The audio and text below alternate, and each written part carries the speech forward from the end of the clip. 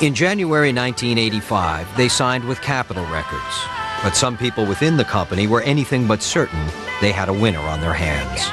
A lot of people at Capitol, to be honest, when we were talking about signing them, said, they're old, there has been. We were poised at that point to make one last try. You know, we knew if we didn't make a hit record, we'd probably get dropped from the label and that'd be it. Anything you want, we can make it happen. Heart's self-titled ninth album was more than a hit.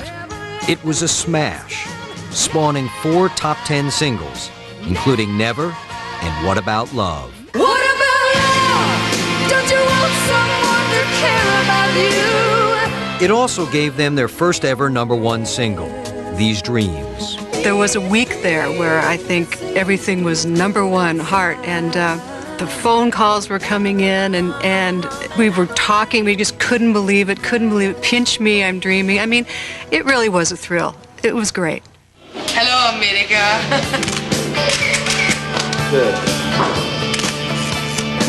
Get it.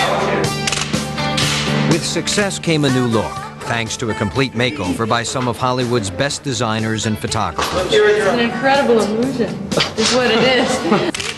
The only problem was the new look had little in common with Ann and Nancy. It's about selling sex. A huge emphasis is put on the way a woman looks in the music business. And it became probably the most important part of selling that band for a certain period of time. A little sprucing job. We've always been sexual beings on stage, but then when it becomes an expectation, then you want to rebel. Then you don't want to be a sex symbol. Then you don't want to put on the corset. Then you don't want to play dress up. But it was too late for Ann and Nancy to rebel. They had lost their souls to corporate rock and roll. So it's all your fault. I'm done. Suddenly, all of a sudden, we looked around ourselves and we were in a lifeboat surrounded by water. Our true artistic whole selves were somewhere on a beach and we were going, hey, see you later. And there were so many people involved. Yeah, it was such a big machine. It should have been one of the best moments of their lives. Heart's new album, 1987's Bad Animals, was another big hit, and it gave the band their second #1 song, Alone. But it was obvious to everyone that Ann had gained a lot of weight. Obvious, that is, to everyone but Ann.